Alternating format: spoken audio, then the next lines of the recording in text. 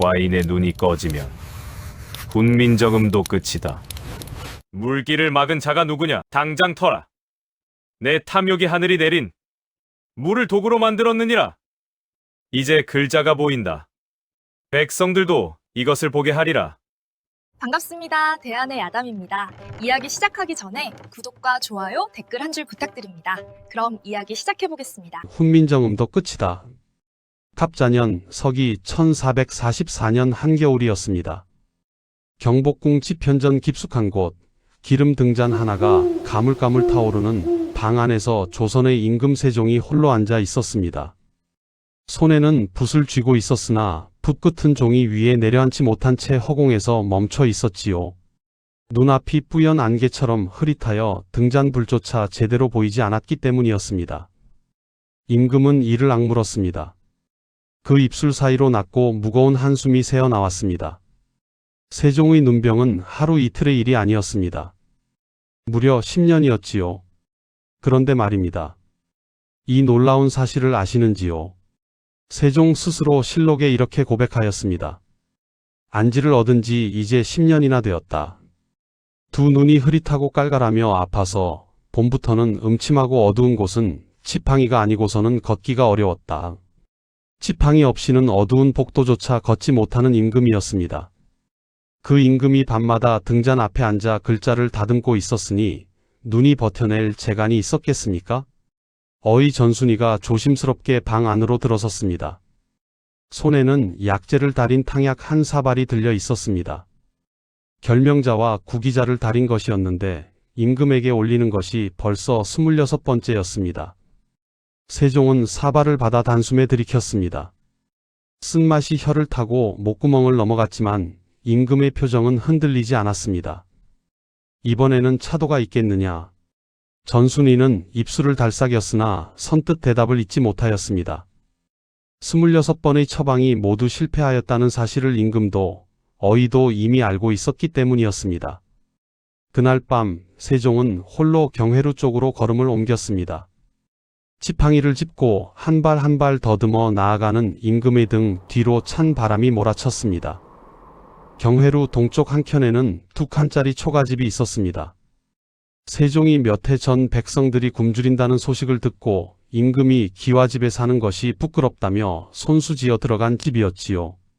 그 작은 초가 안에서 세종은 무려 2년 하고도 석 달을 살았습니다.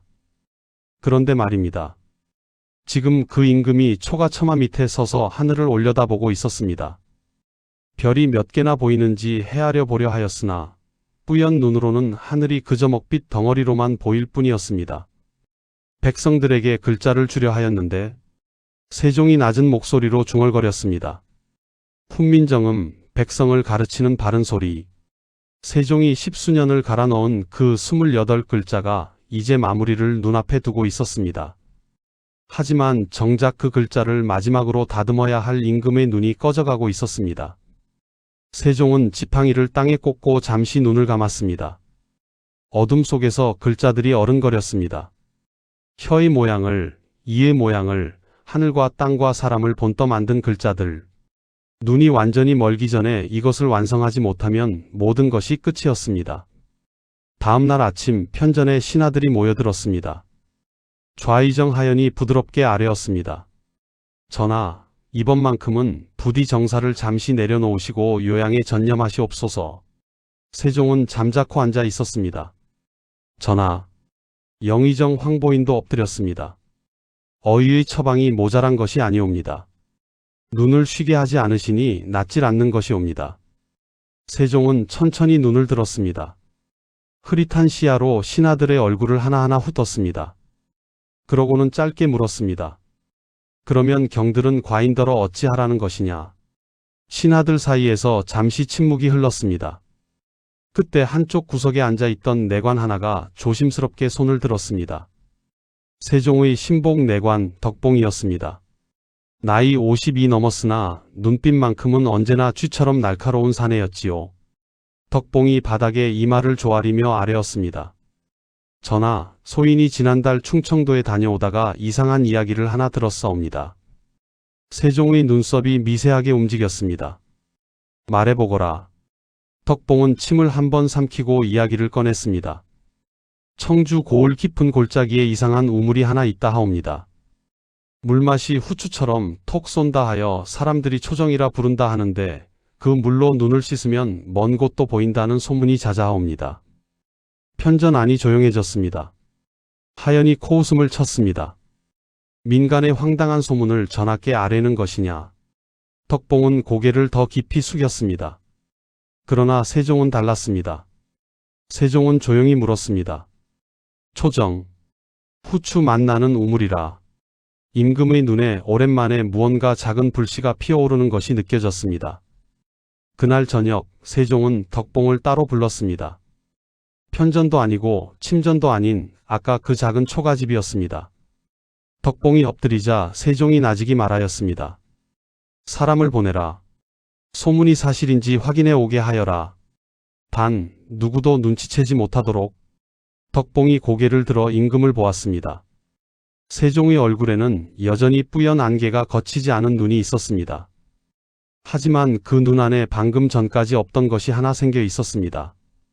아직 꺼지지 않은 불씨, 그것이었습니다. 덕봉이 움직이기 시작한 것은 그로부터 사흘 뒤였습니다. 허름한 보부상 차림으로 갈아입고 충청도 청주 방면으로 길을 나선 것이지요. 궁궐 내관이 삿갓을 눌러쓰고 등짐을 진 채 한양 남대문을 빠져나가는 모습은 영락없는 장돌뱅이 그것이었습니다. 덕봉은 걸으면서 중얼거렸습니다. 후추 맛나는 우물이라. 빌어먹을 그런 게 있기나 한 건지. 그러면서도 발걸음은 멈추지 않았습니다.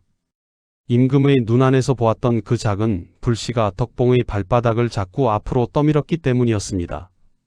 닷새를 걸어 청주 고을 어귀에 닿은 덕봉은 주막에 짐을 풀고 슬그머니 귀를 열었습니다. 주막 안은 때마침 사람들로 북적였습니다. 농군 둘이 막걸리 사발을 기울이며 이야기를 나누고 있었지요. 야, 너 초정 가봤냐? 가보다마다. 근데 요즘은 못 가. 봉 나으리 졸개들이 길목을 다 막아놨거든. 아니 그게 무슨 소리야? 몰라서 물어? 봉 나으리가 그 물을 통째로 자기 것으로 만들었잖아. 돈 안 내면 한 모금도 못 마시게 한다고. 덕봉의 귀가 쫑긋 섰습니다. 덕봉은 사발에 막걸리를 가득 따라 농군들 옆에 슬쩍 앉았습니다. 봉 나으리가 누구요? 농군 하나가 목소리를 낮추었습니다. 청주목 관아 소속 봉만이라는 자야. 원래는 세금 거두는 말단 관리였는데 어찌어찌 청주목사 뒤에 줄을 대더니 초정 일대를 통째로 관리한다는 명목으로 꿰찼지. 뭐야, 다른 농군이 끼어들었습니다. 그게 다야? 그 물을 한양까지 파발마로 보낸다잖아. 높은 양반들 뇌물로 쓴다고. 덕봉은 막걸리 사발을 천천히 내려놓았습니다. 속이 부글부글 끓어올랐지만 얼굴에는 아무 표정도 내비치지 않았습니다. 그날 밤 덕봉은 초정마을 어귀를 몰래 살폈습니다. 골짜기로 이어지는 좁은 길, 양쪽에 횃불이 타오르고 있었고 봉만이의 졸개들이 창을 들고 버티고 서 있었습니다. 그 너머 골짜기 안쪽에서 무언가 부글부글 끓어오르는 소리가 들렸습니다. 물소리였습니다. 어둠 속에서도 바위 틈을 비집고 솟아오르는 물이 달빛을 받아 희끗희끗 빛나고 있었습니다. 덕봉은 숨을 죽였습니다. 저것이구나. 저 물이 전하의 눈을 살릴 수도 있는 물이구나.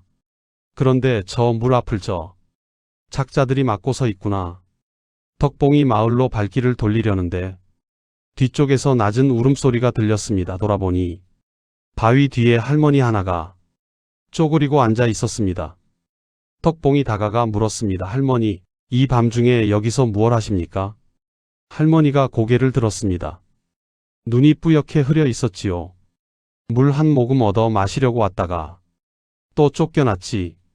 뭐여, 이 물이 눈에 좋다고 해서 예전에는 매일 와서 씻었는디 이제는 돈이 없으면 얼씬도 못하거든. 덕봉은 할머니의 손을 잡았습니다. 손이 나뭇가지처럼 가늘고 차가웠습니다. 할머니, 이 물이 정말 눈에 좋습니까? 할머니가 고개를 끄덕였습니다. 좋다마다. 내가 젊었을 때 우리 시아버지가 이 물로 눈을 씻어서 시력을 되찾은 걸 내가 직접 봤단께. 그것뿐인 줄 아슈. 우리 마을 피부병 걸린 총각이 이 물에 몸을 담갔더니 씻은 듯이 나았고, 배앓이로 들어누운 안악이 이 물을 마셨더니 사흘 만에 벌떡 일어났다. 허지 않겠슈. 덕봉은 조용히 듣고 있었습니다. 할머니의 이야기는 단순한 소문이 아니었습니다. 오랫동안 이 골짜기와 함께 살아온 사람의 기억이었습니다. 할머니는 이야기를 이어갔습니다. 아주 오래전 이 골짜기에 눈먼 사냥꾼이 살았다고 하였습니다. 어느 날 그 사냥꾼이 바위 틈새에서 솟아오르는 이상한 물소리를 듣고 손으로 더듬어 찾아가 그 물을 움켜쥐었는데, 손에 닿는 순간 손바닥이 찌릿하고 따뜻해지더니 물에서 톡 쏘는 기운이 콧속으로 들어왔다고 하였습니다. 사냥꾼은 그 물로 눈을 씻었습니다. 하루, 이틀, 열흘, 그리고 보름째 되던 날 아침, 뿌연 안개가 걷히듯 세상이 선명하게 열렸다고 하였지요. 사냥꾼은 그 자리에 무릎을 꿇고 하늘을 향해 절을 올렸다고 하였습니다. 하늘이 이 골짜기에 내린 선물이라고. 덕봉은 그날 밤 주막으로 돌아와 밤새 붓을 놀렸습니다. 보고서였습니다. 초정약수의 위치와 수량, 복만이의 행태와 졸개수, 물길을 막은 방식, 그리고 할머니에게 들은 이야기까지 빠짐없이 적어 내려갔습니다. 다 쓰고 나서 덕봉은 잠시 붓을 멈추었습니다. 그리고 마지막에 한 줄을 더 덧붙였습니다. 이 물은 분명 심상치 않사옵니다. 전하께서 직접 행차하시기를 황공하오나 감히 청하옵니다. 그 보고서는 파발마에 실려 한양으로 달렸습니다. 보고서를 받은 세종은 오래 읽었습니다. 흐릿한 눈으로 글자 하나하나를 더듬어 읽었지요. 다 읽고 나서 세종은 눈을 감고 잠시 앉아 있었습니다. 그러고는 눈을 뜨며 나지기 말하였습니다. 행궁을 짓거라. 곁에 있던 승지가 놀라 물었습니다. 전하, 행궁이라 하심은 초정이다. 과인이 직접 가겠다. 승지의 얼굴이 하얗게 질렸습니다. 임금이 충청도 두매산 골까지 행차하겠다는 말이었으니까요. 하지만 세종의 목소리에는 더 이상 물러설 기색이 없었습니다. 그 소식은 파발마보다 빠르게 퍼졌습니다. 청주목 관아에까지 닿은 것은 불과 이틀 만의 일이었습니다. 복만이가 그 소식을 들은 것도 이틀째 되던 날 저녁이었지요. 복만이는 처음에 비웃었습니다. 임금이 거기까지 행차한다고? 에이 설마. 그러다가 확인이 되자 낯빛이 싹 변했습니다. 이거 큰일 났네. 복만이는 불이 나게 졸개들을 불러 모았습니다. 의자에 앉아 손가락을 두드리며 머리를 굴리는 복만이의 눈이 번들거렸습니다. 왕이 온다. 그렇다면 이 물을 통째로 왕에게 바치는 척하면서 더 큰 것을 얻어내면 되지 않겠느냐. 복만이의 입가에 느물거리는 웃음이 번졌습니다. 하지만 복만이의 머릿속에는 한 가지 걱정이 도사리고 있었습니다. 그것은 바로 자신이 그동안 백성들에게 저질러온 일들이었습니다. 물값을 받은 것, 길목을 막은 것, 말을 듣지 않는 자를 매질한 것. 왕의 눈에 그것이 띄면 끝장이었습니다. 복만이는 졸개들을 향해 소리쳤습니다. 당장 마을 사람들을 전부 다 불러 모아 왕이 오기 전에 입단속을 해야 해. 졸개들이 우르르 몰려나갔습니다. 그날 밤 초정 마을에는 복만이의 으름장과 협박 소리가 골짜기를 가득 메웠습니다. 그런데 말입니다. 세상에 완벽한 비밀이 어디 있겠습니까? 골짜기 바위 뒤에서 그 광경을 지켜보는 눈이 하나 있었습니다. 덕봉이었습니다. 보고서를 보내고도 마음이 놓이지 않아 청주에 머물러 있던 덕봉이 복만이의 졸개들이 마을 사람들을 위협하는 장면을 처음부터 끝까지 눈에 담고 있었던 것이지요. 덕봉은 씩 웃었습니다. 그리고 품속에서 작은 수첩을 꺼내 또 다른 메모를 적기 시작하였습니다. 복만이가 열심히 덮으려 하면 할수록 덕봉의 수첩은 더 두꺼워졌습니다. 세종의 행차가 출발한 날은 이른 봄이었습니다. 경복궁 정문 앞에 행렬이 길게 늘어섰지요. 말을 탄 금군 병사들이 앞뒤로 늘어서고 가마 하나가 그 가운데 자리를 잡았습니다. 화려한 가마가 아니었습니다. 세종이 직접 명한 것이었습니다. 요란하게 꾸미지 말라. 백성들이 놀라지 않게 조용히 움직여라. 그러니 행렬이 크기는 컸어도 어딘가 수수하고 소박한 기운이 감돌았습니다. 가마 안에서 세종은 눈을 감고 있었습니다. 지팡이를 무릎 위에 올려놓은 채로요. 한양을 벗어나 충청도로 향하는 길, 임금의 가슴 속에 무거운 것과 가벼운 것이 동시에 출렁이었습니다. 한편 초정마을에서는 복만이가 부산을 떨고 있었습니다. 왕의 행차가 사흘 안에 닿는다는 소식을 전해받은 복만이는 졸개들을 딱따라였습니다. 약수터 주변을 싹 쓸어라. 돌멩이 하나까지 치워. 그리고 마을 사람들은 전부 골짜기 안쪽으로 들여보내지 마. 왕한테 괜한 소리 짓거리면 그날로 끝이야. 졸개들이 우르르 움직이며 약수터 주변을 청소하고 사람들을 쫓아냈습니다. 복만이는 팔짱을 끼고 약수터 앞에 서서 고개를 끄덕였습니다. 그래, 이 정도면 왕 앞에 내놓아도 흠잡을 데가 없겠지. 자신만만한 얼굴이었습니다. 그런데 복만이가 놓친 것이 하나 있었습니다. 마을 어기 낡은 초가집 뒤편에 할머니 하나가 살고 있었는데 그 할머니가 덕봉과 이미 두 번째 만남을 가진 뒤였다는 사실이었지요. 덕봉이 조용히 찾아가 물 한 사발과 엽전 몇 잎을 건네며 말하였습니다. 할머니, 이틀 뒤에 아주 높은 분이 이리로 오실 겁니다. 그분이 물어보시거든 아무것도 숨기지 말고 사실대로 말씀해 주십시오. 할머니는 뿌연 눈을 깜빡이며 고개를 끄덕였습니다. 복만이 그놈이 두렵지 않겠냐고요? 내가 이 나이에 무섭지 않을 것이 뭐 있겠으슈. 세종의 행렬이 청주 고을 어귀에 닿은 것은 출발한 지 나흘째 되던 날 오후였습니다. 청주 목사가 관아 앞에 나와 엎드렸고 복만이도 그 뒤에 납작 엎드렸습니다. 세종이 가마에서 내렸습니다. 지팡이를 짚고 천천히 발을 내딛는 임금의 모습에 청주 백성들이 길가에 줄지어 엎드렸습니다. 세종은 그들을 천천히 둘러보았습니다. 흐릿한 눈으로 보아도 백성들의 얼굴이 어둡고 수척하다는 것은 알 수 있었습니다. 세종의 눈썹이 미세하게 좁혀졌습니다. 이튿날 아침 세종은 초정으로 향하였습니다. 골짜기로 이어지는 좁은 길을 따라 행렬이 천천히 움직였습니다. 그런데 이상하였습니다. 길가에 사람이 없었습니다. 봄날 아침이면 나무를 캐러 나오고 물을 기르러 나와야 할 백성들이 보이지 않았습니다. 골짜기 안은 고요하다 못해 썰렁하였지요. 덕봉이 세종의 가마 옆으로 바짝 붙어 걸으며 나직이 아뢰었습니다. 전하, 이 골짜기에 원래 사람이 없는 것이 아니옵니다. 세종은 아무 말 하지 않았습니다. 다만 지팡이를 짚는 손에 힘이 들어갔습니다. 약수터 앞에 닿았을 때 세종의 발걸음이 멈추었습니다. 바위 틈새에서 물이 솟아오르고 있었습니다.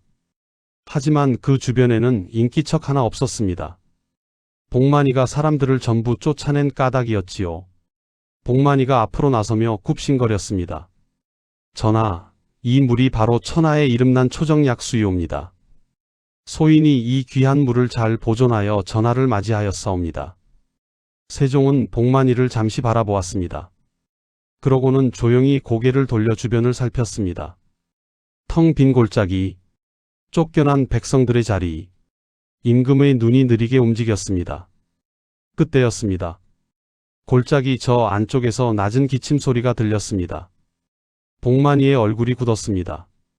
졸개들이 허둥지둥 소리 나는 쪽으로 달려갔습니다. 하지만 이미 늦었습니다. 바위 뒤에서 할머니 하나가 비틀비틀 걸어 나오고 있었습니다. 뿌연 눈을 가늘게 뜨고 지팡이를 짚으며 세종 쪽으로 다가오는 할머니였지요. 졸개 하나가 팔을 잡으려 하자 세종이 낮은 목소리로 말하였습니다. 그대로 두어라. 졸개가 굳어버렸습니다. 복만이의 얼굴이 흙빛으로 변하였습니다. 할머니가 세종 앞에 엎드렸습니다. 뼈마디가 앙상한 몸이 땅에 납작 붙었습니다. 전하, 할미가 감히 아랠 말씀이 있사옵니다. 세종이 천천히 무릎을 굽혔습니다. 임금이 직접 몸을 낮추어 할머니 곁에 앉은 것이지요. 곁에 있던 신하들이 깜짝 놀라 술렁였습니다. 세종은 개의치 않았습니다. 말씀해 보시오. 할머니가 고개를 들었습니다. 그리고 그동안 복만이가 저질러온 일들을 하나하나 꺼냈습니다. 물값을 받은 것, 길목을 막은 것, 말을 듣지 않는 이를 매질한 것, 물을 한양으로 실어보내 뇌물로 쓴 것. 골짜기에 침묵이 내려앉았습니다. 복만이가 황급히 앞으로 나섰습니다. 전하, 이 할망구가 노망이 든 것이옵니다. 소인은 오직 이 귀한 물을 지키기 위하여. 세종이 천천히 고개를 돌렸습니다. 임금의 눈이 복만이에게 꽂혔습니다. 흐릿한 눈이었습니다. 그러나 그 흐릿함 안에서 무언가 차갑고 단단한 것이 빛났습니다. 세종이 입을 열었습니다. 낮고 또렷한 목소리였습니다. 물길을 막은 자가 누구냐? 당장 터라. 골짜기가 쩌렁 울렸습니다. 복만이의 두 다리가 후들거렸습니다. 졸개들이 하나둘 뒤로 물러섰습니다. 덕봉이 씩 웃으며 품속에서 수첩을 꺼내 들었습니다. 명이 떨어지자마자 군사들이 움직였습니다. 복만이의 졸개들이 막아두었던 물길이 하나씩 열렸습니다. 바위 틈새마다 틀어막았던 것들이 거치자 물이 쏟아져 나왔습니다. 탁탁탁 소리와 함께 여기저기서 초정약수가 솟구쳤습니다. 톡 쏘는 냄새가 골짜기에 퍼졌습니다. 세종이 천천히 물가로 다가갔습니다. 지팡이를 짚고 무릎을 굽혀 손을 뻗었습니다. 손바닥에 닿은 물이 차갑고 보글보글 기운을 품고 있었습니다. 세종은 그 물을 손바닥에 담아 조심스럽게 입술에 가져다 댔습니다. 아니, 세종이 눈을 번쩍 떴습니다. 톡!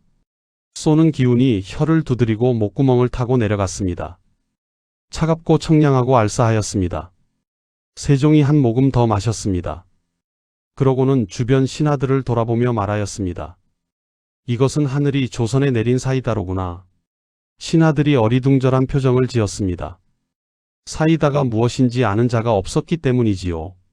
하지만 임금의 목소리가 오랜만에 밝다는 것은 모두가 알았습니다. 덕봉은 눈물이 나올 것 같았습니다. 꾹 참고 하늘을 쳐다보았습니다.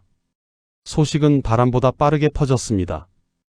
복만이의 졸개들에게 쫓겨 마을 뒤편 산 중턱에 숨어 있던 백성들이 하나둘 내려오기 시작하였습니다. 아이를 업은 안악 지팡이를 짚은 노인 등짐을 진 농군. 그들이 골짜기 어귀에 모여 약수터를 바라보았습니다. 세종이 그들을 보았습니다. 흐릿한 눈으로 보아도 그들이 오랫동안 이 물에서 멀어져 있었다는 것, 그리고 지금 이 물 앞에 서고 싶어 한다는 것을 알 수 있었습니다. 세종이 손짓하였습니다. 오너라. 이 물은 하늘이 이 땅 백성 모두에게 내린 것이다. 백성들이 물가로 몰려들었습니다. 손으로 물을 떠 마시고 눈을 씻고 무릎을 담갔습니다. 여기저기서 탄성이 터졌습니다. 야, 진짜 톡 쏘네. 시원하다 시원해. 아이들이 물가에서 첨벙대며 웃음을 터뜨렸습니다. 세종은 그 광경을 바라보며 가만히 서 있었습니다. 흐릿한 눈으로도 백성들의 웃음소리는 들렸습니다. 임금의 입가에 오랜만에 작은 미소가 번졌습니다. 복만이는 그 광경을 뒤에서 지켜보며 두 다리를 덜덜 떨고 있었습니다. 그날 저녁 세종은 새로 지어진 초정 행궁에 들었습니다. 작은 목조 건물이었습니다. 세종은 방 안에 홀로 앉아 약수 한 사발을 앞에 두고 오래 생각하였습니다. 덕봉이 조용히 문 밖에서 대기하고 있었습니다. 잠시 후 세종의 목소리가 들려왔습니다. 덕봉아. 예 전하. 복만이 일은 내일 처리하겠다. 오늘 밤은 이 골짜기 소리나 들어야겠다. 덕봉은 대답 없이 고개를 숙였습니다. 골짜기 안에서 약수가 바위 틈새를 비집고 솟아오르는 소리가 밤새 들려왔습니다. 보글보글, 보글보글. 마치 땅속 깊은 곳에서 무언가 살아있는 것이 숨을 쉬는 소리 같았습니다. 그날 밤 복만이는 잠을 이루지 못하였습니다. 행궁 한켠에 마련된 창고 방에 홀로 앉아 벽을 바라보고 있었습니다. 그동안 쌓아온 것들이 머릿속을 맴돌았습니다. 돈, 권력, 뇌물. 그것들이 이제 하나씩 모래성처럼 무너지는 소리가 귓속에서 들리는 것 같았습니다. 복만이는 손을 내려다 보았습니다. 그 손으로 백성들의 물길을 막았던 손이었습니다. 골짜기 밖에서는 여전히 약수 솟는 소리가 들렸습니다. 보글보글, 보글보글. 복만이에게는 그 소리가 유독 크게 들렸습니다. 이튿날 아침 해가 골짜기를 넘어올 무렵 세종은 이미 약수터 앞에 나와 있었습니다. 지팡이를 짚고 바위 앞에 무릎을 굽혀 두 손으로 물을 떠 눈에 가져다 댔습니다. 차갑고 톡 쏘는 기운이 눈꺼풀 안쪽으로 스며들었습니다. 세종은 그 감각을 느끼며 잠시 눈을 감았습니다. 골짜기 아침 공기가 맑고 찼습니다. 새소리가 들렸습니다. 바람 소리가 들렸습니다. 오랫동안 경복궁 집현전 안에 갇혀 등잔불 연기만 마시던 코가 처음으로 깨끗한 공기를 들이켰습니다. 세종은 천천히 눈을 떴습니다. 아직 세상은 뿌였습니다. 하지만 뭔가 달랐습니다. 공기가 물이 이 골짜기가 달랐습니다. 아침 문안을 마친 뒤 세종은 편전으로 쓰이는 행궁 대청마루에 앉았습니다. 덕봉이 두 손으로 수첩을 받쳐 올렸습니다. 복만이의 죄목을 빠짐없이 적어놓은 수첩이었습니다.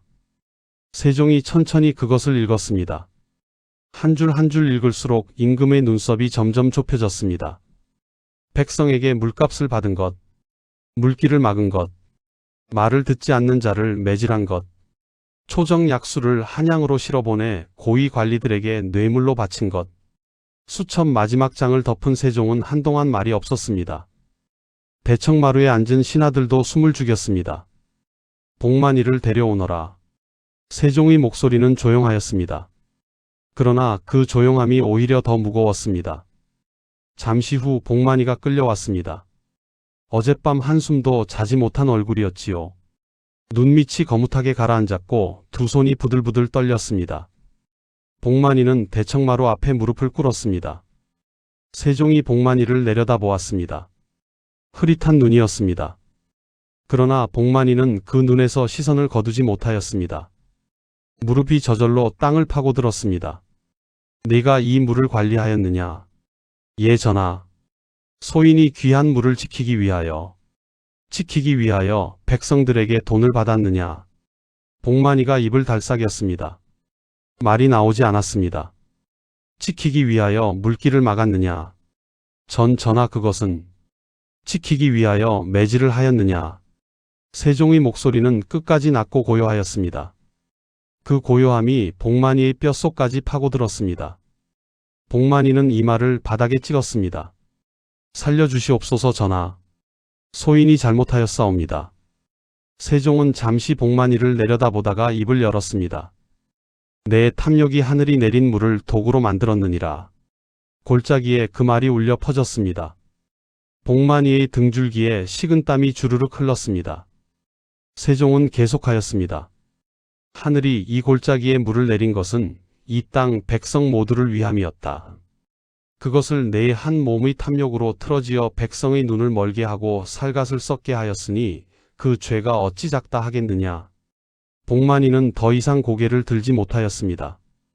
이마가 흙바닥에 박혀 있었습니다.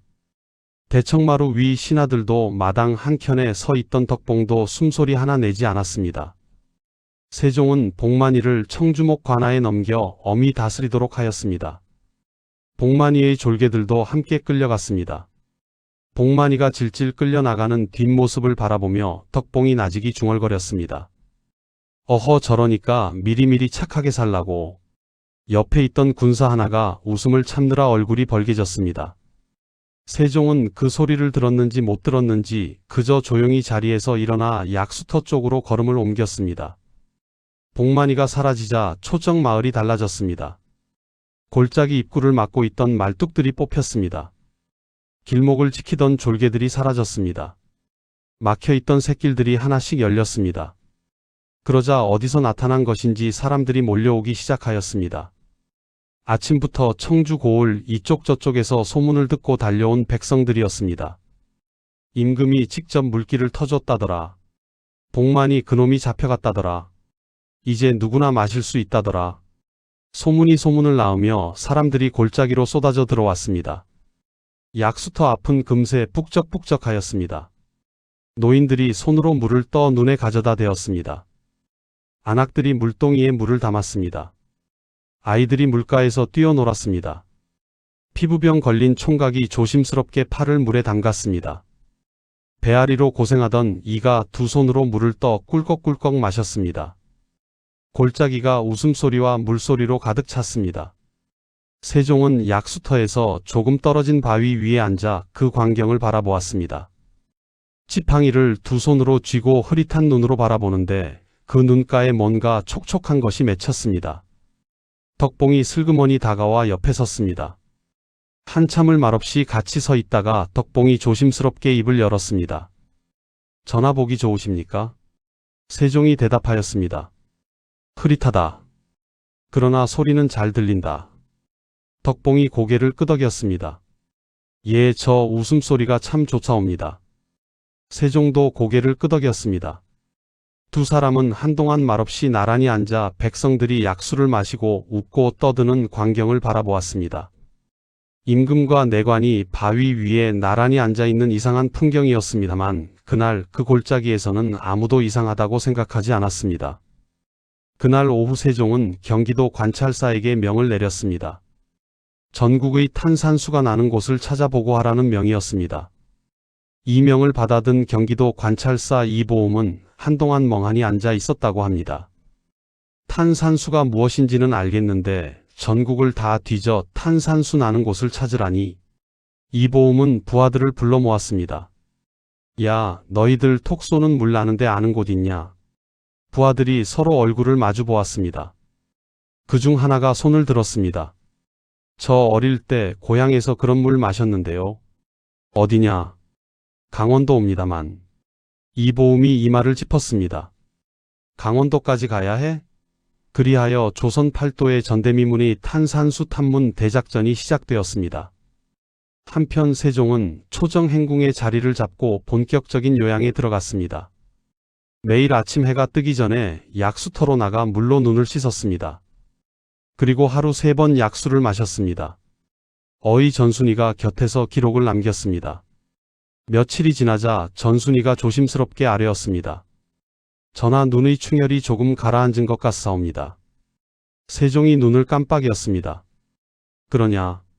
예, 소인 눈에는 분명히 그리 보이옵니다. 세종은 대답하지 않았습니다. 다만 손에 들고 있던 약수 사발을 천천히 입으로 가져갔습니다. 꿀꺽. 톡 쏘는 기운이 목구멍을 넘어갔습니다. 열흘이 지났습니다. 세종은 여전히 매일 아침 약수터로 나갔습니다. 그런데 조금씩 달라지는 것이 있었습니다. 지팡이를 짚는 손의 힘이 조금씩 빠지고 있었습니다.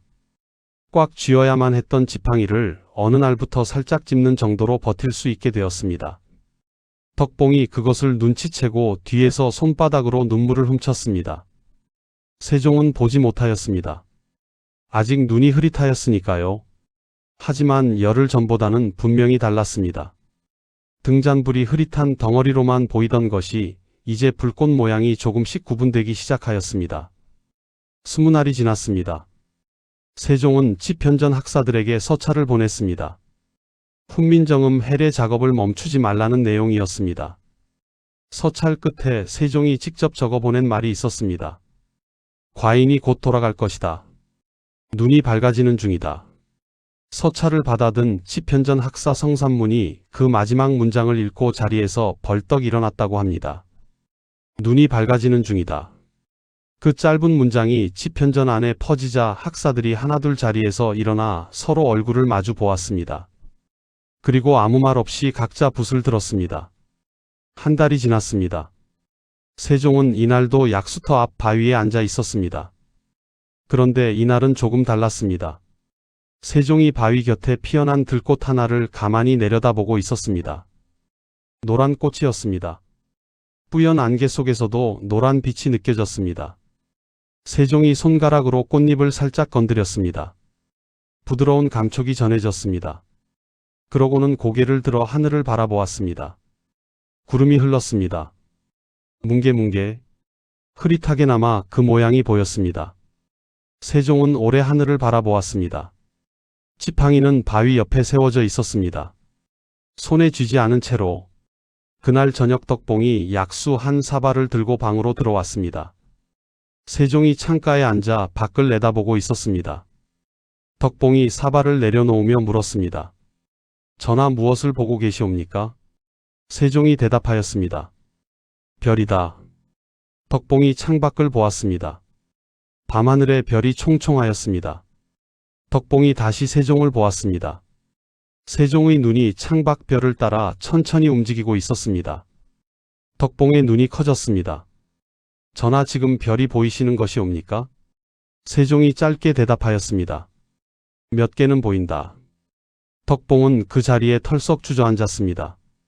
웃음인지 울음인지 모를 것이 터져 나왔습니다. 백열 7일째 되던 날 아침이었습니다. 세종은 여느 때처럼 해가 뜨기 전에 눈을 떴습니다.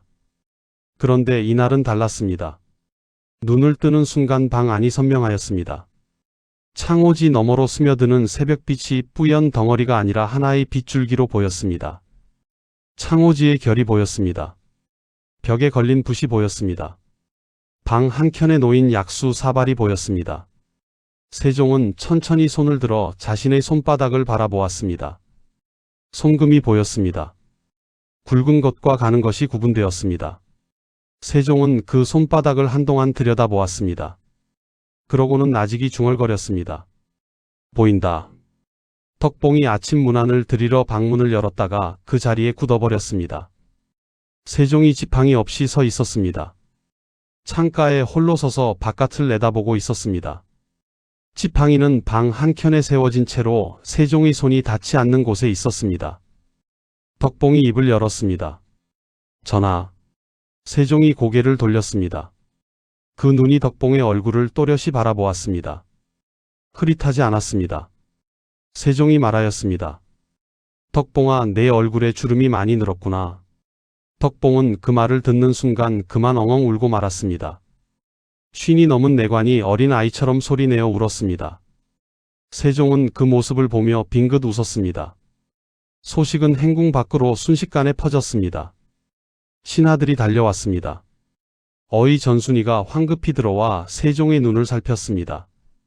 충혈이 가라앉았습니다. 흐릿하던 눈동자가 맑아졌습니다.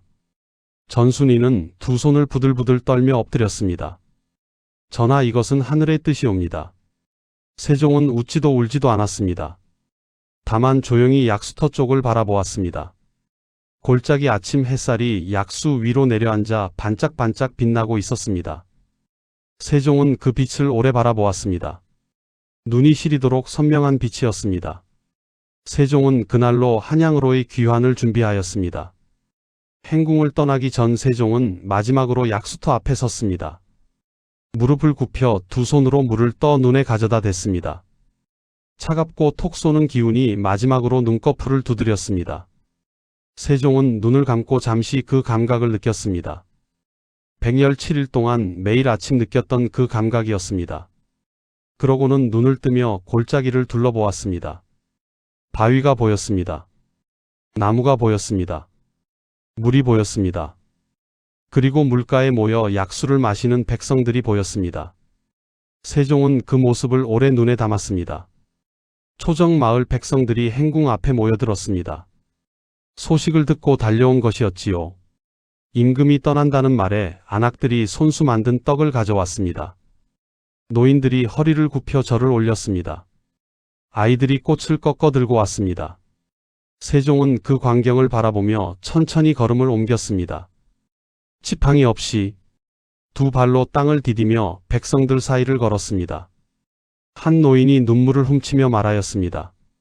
전하, 부디 오래오래 건강하시옵소서. 세종이 그 노인의 손을 잡았습니다. 주름진 손이 세종의 손 안에서 떨었습니다. 이 물 덕분이요. 이 물과 이 골짜기 덕분이요. 한양으로 돌아오는 길은 올 때와 달랐습니다. 세종은 가마 안에 앉아 창을 열어두었습니다. 지나치는 들판이 보였습니다. 논이 보였습니다. 밭이 보였습니다. 길가에 절을 올리는 백성들의 얼굴이 보였습니다. 세종은 그 얼굴들을 하나하나 바라보았습니다. 흐릿하게만 보이던 세상이 이제 선명하게 열려 있었습니다. 세종은 가마 안에서 조용히 손을 들어 무언가를 허공에 그었습니다. 손끝으로 글자를 그리는 임금의 입가에 미소가 번졌습니다. 이제 이것을 완성할 수 있겠다. 밝아진 눈으로 이 글자를 백성들에게 줄 수 있겠다. 경복궁 집현전으로 돌아온 세종은 그날부터 다시 붓을 들었습니다. 그런데 이번에는 달랐습니다. 등잔불 하나가 아니라 창문을 활짝 열어 햇빛을 들였습니다. 선명한 눈으로 글자를 다듬었습니다. 학사들이 가져온 초안을 검토하고 수정하고 다시 다듬었습니다. 며칠이 지나고 열흘이 지났습니다. 어느 날 저녁 세종이 마지막 글자를 완성하고 붓을 내려놓았습니다. 집현전 안이 조용하였습니다. 세종은 그 고요 속에서 완성된 훈민정음 해례본을 천천히 펼쳤습니다. 28글자가 선명하게 눈에 들어왔습니다. 세종이 자리에서 일어났습니다. 창가로 걸어가 밖을 내다보았습니다. 저녁 하늘에 별이 하나둘 떠오르고 있었습니다. 세종은 그 별들을 바라보며 나지기 말하였습니다. 이제 글자가 보인다. 백성들도 이것을 보게 하리라. 집현전 안에 있던 학사들이 일제히 고개를 들었습니다.